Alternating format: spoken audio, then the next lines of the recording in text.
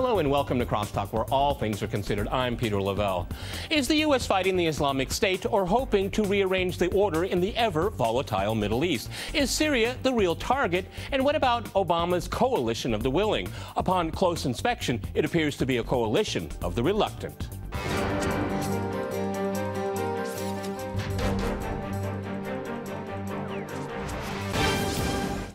To crosstalk the Islamic State, I'm joined by my guest, Scott Rickard in Orlando. He is a former American intelligence linguist. In New York, we have Joe Lauria. He is a foreign affairs correspondent. And in London, we cross to Nadim Shahadi. He is an associate fellow of the Middle East and North Africa program at Chapman House. All right, gentlemen, crosstalk rules. In fact, that means you can jump in anytime you want, and I very much encourage it. Scott, if I go to you first in Orlando, in 2008, presidential candidate Obama said the war in Iraq was a dumb war. Is this a dumber war? Well, a matter of fact, it's a much dumber war. Here we have, an entire society being destroyed again. They've destroyed another country here in Syria, and now they're going back into Iraq. And Iraq is just in chaos right now. The military is in chaos. They've destroyed entire infrastructure in the north, and now they're going after bases that's south of Fallujah. This week, or excuse me, actually, sometime in the folks out at the UN, when Cameron was speaking, he was saying that they were trying to reconstruct and they were trying to actually pacify the region. This is ridiculous. You're not reconstructing the region by shipping in, tons of weapons and arming these individuals, even in Iraq, and also for the last 4 to 5 years in Syria. And these aren't Syrians. These are foreign invaders. These are foreign mercenaries. Over 80 countries are involved in this supposed ISIS mercenary group. So, yes, this is a very dumb war. It was created by the West and their Gulf state allies. And these Gulf state allies now are going after their wild dogs that they've built. And this is something that could have been avoided by not actually fabricating a war against Syria. This Syrian war has destroyed the country, and it's destroying the region. And to say that you're going to be the ones to go in and reconstruct and pacify the region, you're the one inflaming it by putting these kinds of weapons in the hands of these individuals. Let me go to Joe in New York here. I mean, hasn't the West done enough for this region, particularly since the end of the Cold War, particularly in this century? I mean, this is the 4th president of the United States in a row to go on national television and saying, I'm going to bomb Iraq. I mean, hasn't America helped Iraq enough? Well, I would. What we just heard was that the war in Syria was fabricated, but they can go back further, as you're saying, to 2003, the fabricated reasons for invading Iraq. And let's face it, without that invasion, we wouldn't have the Islamic State. This is foreign policy by whack-a-mole. You hit down Saddam, and the Islamic State pops up. They're going to hit them down, and what's going to come after that? It's either complete incompetence on the part of the United States, or they want chaos there, as you said in the opening, to reorder the situation there. And also, it's very true that this was created, Islamic State, very much by the Gulf states, Qatar and Saudi Arabia, funding this group. Also the United States, who trained moderates, so-called moderates, and they went and joined Islamic State after they were defeated by Islamic State. A lot of them joined and brought their American weapons with them. So this is a Frankenstein that was created, and they have to destroy it now. And I know that in the theory of humanitarian intervention or responsibility to protect, there's always the suspicion of a motive, of a hidden motive. Well, the United States has already intervened there. So, I mean, can they leave that situation the way it is? And how do you fix it? I don't think they can. I think they've created such a disaster there that bombing now will not fix it. But leaving it alone will also create absolute madness, because this is a very evil group. There's no question about it. Okay, well, Nadim, but it's quite interesting. It looks like this Islamic State, ISIS, really wants a fight with the West, particularly with the United States. Because let's look at the recent history. In this century, the United States has not won one single military conflict in that region whatsoever. And they usually, all they do is create more blowback against themselves and everyone else in the region. Go ahead. Yeah, I mean, if you want to talk about dumb wars, I think that there were many dumb wars in the region, but the 2003 invasion was not the dumbest of all. I think encouraging the Iran-Iraq war was dumb. It has lots of consequences on the region in terms of the Shia-Sunni divide and the Arab-Iranian divide. I think not intervening to help the Iraqis when Saddam was massacring the Kurds and the Shias and the Marsh Arabs was dumb. We should have protected them. I think that the sanctions were probably dumb too. And the oil for food was not very clever because it strengthened Saddam. So we have to look at a wider perspective. What happened before 2003? Yeah, but I mean, what I think the overall thing, Nadine, the overall thing here, I agree with some of the things you're saying, okay? But Scott, I mean, the overall thing here is it's Western intervention, armed military intervention. This is not bringing anything good to the region. I think it was. Let me go to Scott in Orlando. Go ahead, Scott. Go ahead, Scott. No, can I just say just finish my idea? All right, go ahead. That I think it was also dumb not to intervene in Syria in 2011 and stop the massacre that President Assad was doing in the country, using chemical weapons and using barrel bombs and all right, Scott, you're disagreeing. Go ahead, and Scott. Destroying the country, and that's what. Okay, you're making a point. Let's go. This is crosstalk. Go ahead, Scott. You want to reply to that? So that's ridiculous, saying that the U.S. should intervene in Syria. U.S. was instigating that war alongside. I mean, that was a time that they were destroying Libya at the same time. This is a long-standing problem with Western policy in the region. And Nadim is right. I mean, the Iran-Iraq war was fueled by the West, was fueled by the Americans. You know, we talked about earlier before the show, the Kuwait war. They gave the nod to Saddam to go ahead and attack Kuwait. And then after he did, you know, they started putting out propaganda. Everybody remembers the babies out of incubators. That was propaganda. And this is the problem with the West. The West has been doing the bidding of the banking infrastructure and all of their NATO partner allies, that since Sykes-Picot, they've been basically meddling in the Middle East illegally, shipping arms to people that shouldn't have gotten arms, and creating wars. And these wars are being created not only to control the assets, but also to control the region. As these governments become more powerful, they become more of a fight for the banking community that really is controlling the world. And by that, I mean, these are countries that are operating outside the banking community. That's one thing that they did not like about Libya. That's one thing that they do not like about Iran. It's a 250-year-old banking system built in Europe. And this 250-year-old banking system that runs the world, the IMF, the World Bank, all of these individuals are in control of our militaries and are in control of our politicians. And that's what we're up against. We're up against a financial community that has been in control. Hang on here, guys. Let me go to Joe real quick. Joe, I want to go to Joe. You said something, Joe, when your first comment is intentional chaos. Go with that, because that's something it's crossed my mind many, many times. Because what's the downside for the West, unless it's blowback in their own countries, which they may face, okay? But outside of that, you just keep churning it around until you reset it. They think they can finally reset it in a way that will work. And it's just like it's like a game of roulette. Go ahead. Yeah, I don't know if they have control of the situation now. They might think that they could, and they could have controlled chaos.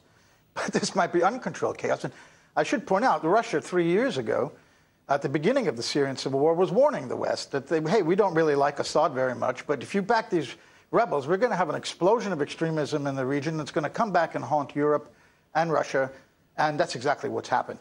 But they went ahead with this, and I don't think they really know what they're doing. I'm not saying I know the answer, whether they purposely want this chaos so that they can impose a solution. Well, they really are trying to control They should, the chaos. as you pointed out, realize by now they can't. Yeah, but they can't. As you pointed out, they've lost every war there. Okay. They don't have control. They don't have control. Let me go to Nadim. I think they're deluding themselves. Let me go to London here. If ISIS in the Islamic State is so bad and so evil, then why don't the strange bedfellows like the United States talk with Iran, make Saudi Arabia talk to Iran, talk to Assad, and contain this evil cancer? This is the kind of language that's being used. Yes. But no, just bomb, yes, bomb, bomb, bomb. And it never works. You can't bomb extremism. Go ahead. Peter, you can't bomb extremism, but that's exactly what the Assad regime has been doing to its own people with the help of Iran and with the help of Russia, I would add, even though we are on Russian TV. So I don't think that Joe is suggesting that we should have helped President Assad bomb his own people instead of supporting the uprising against him. This is a regime that's been there for over 50 years, and there was a revolt against it. So, the people have the right to revolt. Nadim, I want to ask a very simple question of you. This has nothing to do with ISIS. It has everything to do with Syria, right? It has everything to do with Syria, right? It does have something to do. Is this all about Syria? It's not about ISIS. ISIS has to do with Syria. What the Assad regime has done, in order to be, it has created a greater evil in order to look like the lesser evil. And I don't think we should fall into that trap. Let me ask Scott that. This is Assad's fault. Assad created ISIS, right? Yeah. Go ahead, Scott. That's I've never heard this before. Yeah, no way. This is absurd. This is absolutely absurd. Assad did not create ISIS. You have to take under consideration the Syrian National Coalition comes out of the Al-Haqqani government. The Al-Haqqani government only makes up about 2% of the entire population, 22 million people. And every one of, even the last president, the so-called president of the Syrian National Coalition, Ahmed Jarba, this was another puppet from the West. This is a region that's been known very well for transporting illicit drugs and all types of illicit arms through the valleys up in these mountains up in the Kurdish areas.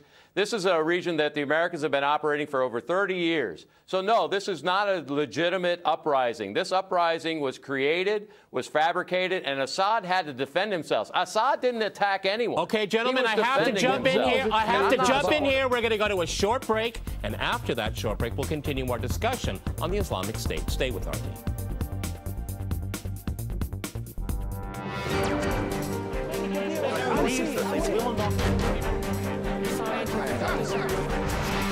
I love it.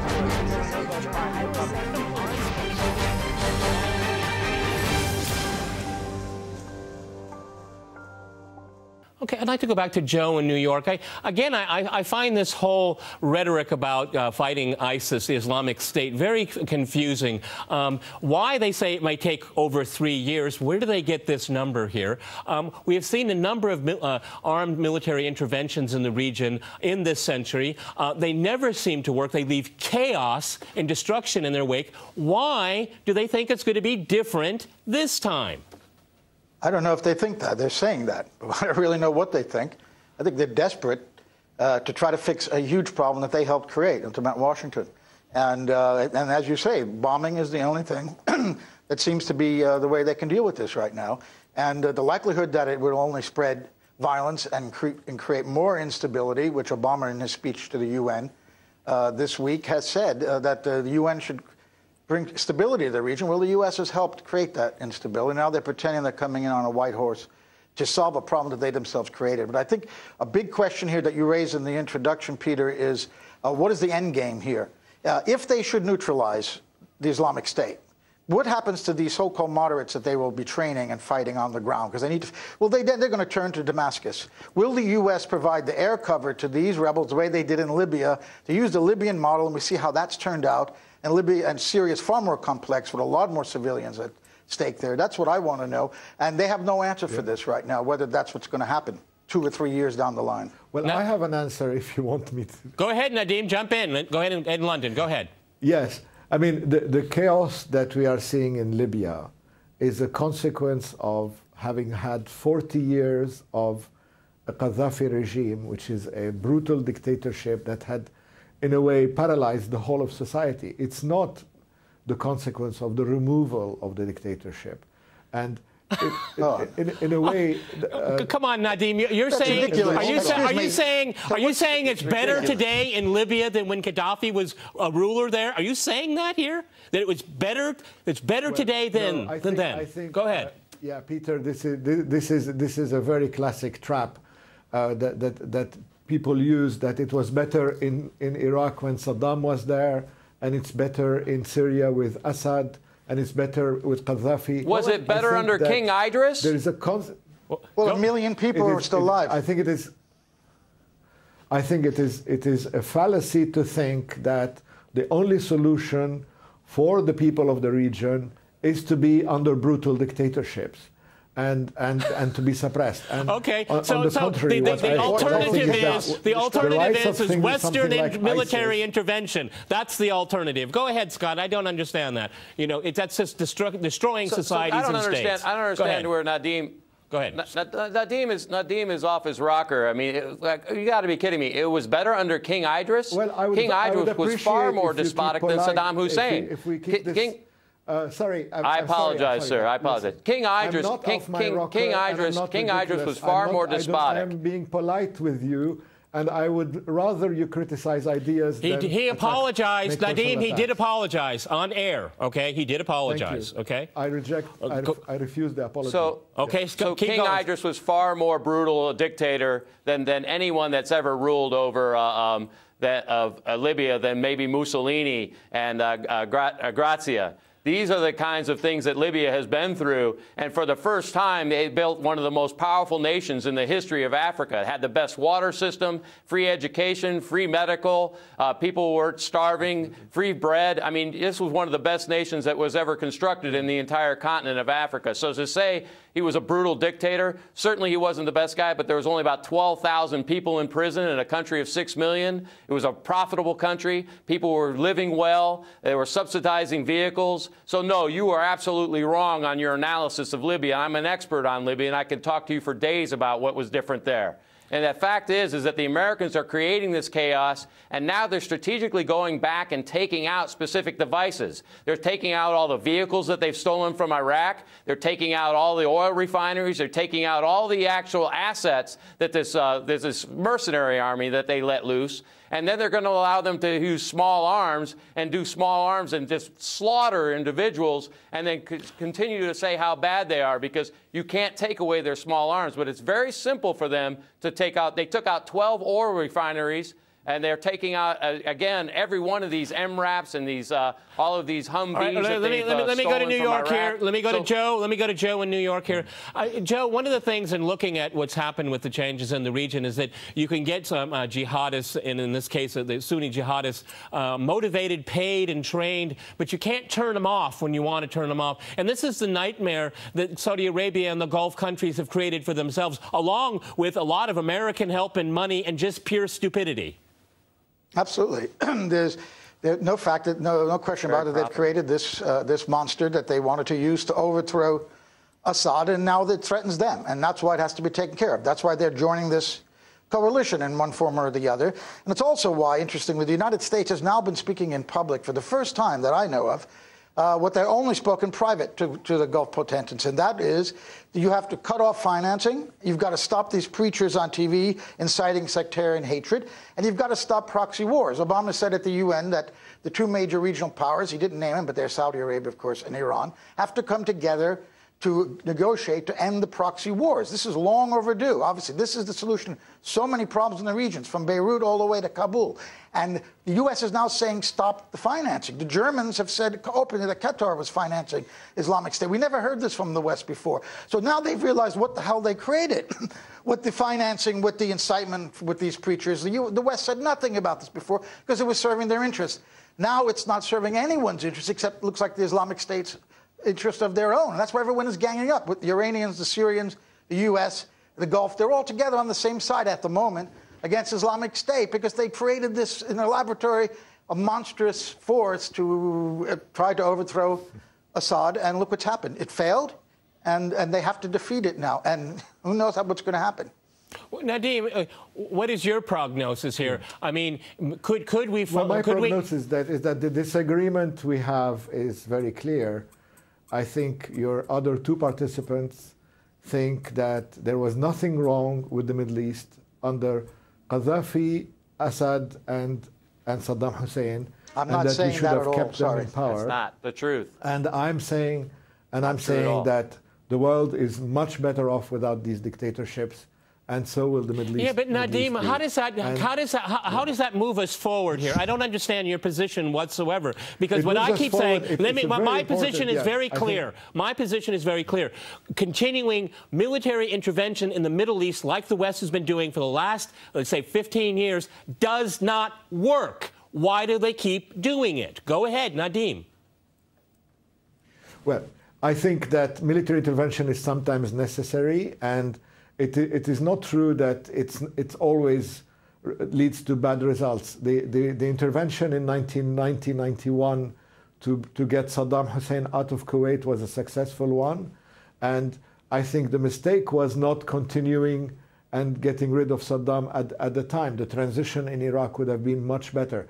I think the real division, in opinion, is between so-called realists who think that you have to deal with the dictators as long as they do your bidding and your interest, and that the choice is that between two evils, and you work with the lesser evil. I think that sort of thinking is what led to where we are today, whereas the interest of the people of the region is ignored, and when the people of the region revolt against the dictatorships, I think this is when they need to be supported. All right. You know, but Scott, you know, through the entire history of modern Middle East, the West has supported dictators in the Middle East against the people on the ground. Go ahead, Scott.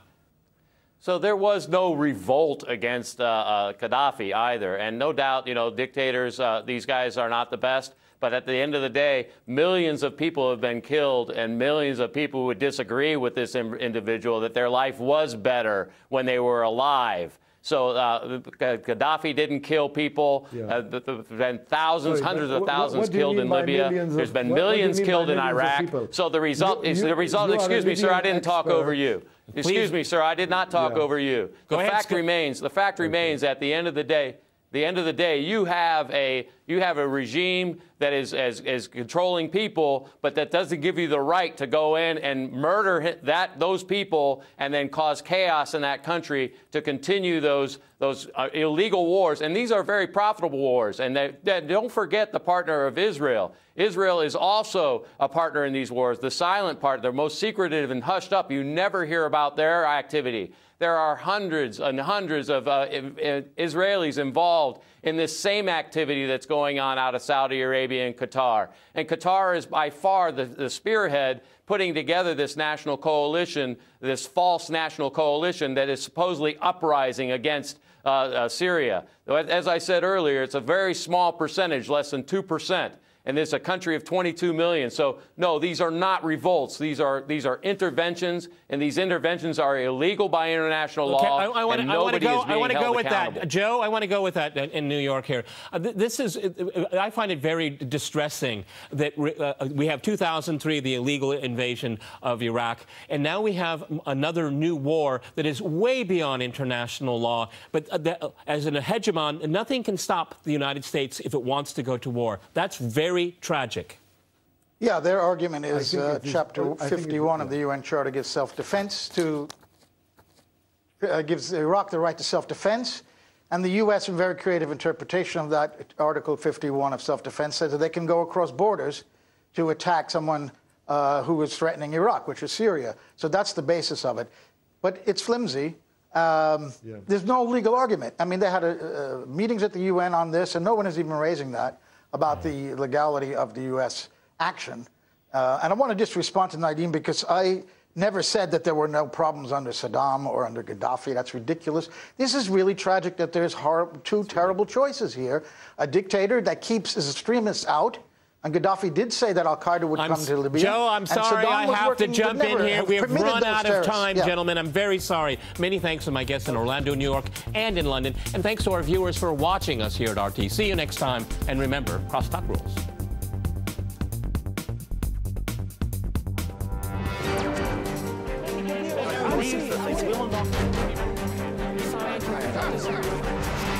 I love you.